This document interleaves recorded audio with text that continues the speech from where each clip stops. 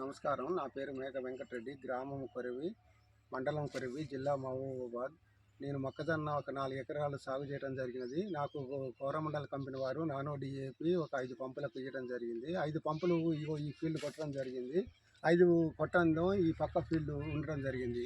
కొట్టినది development మీద, ఇప్పుడు కొట్టని దానికన్నా కూడా కొట్టినది ఒక 3 ఎత్తుతోని ఎక్కువ ఉండటం, బాగా నాణ్యతగా ఉండటం కూడా జరిగింది. ప్రస్తుతానికి మేము ఒక 5 పంపులు డెమో ఇచ్చిర్రు.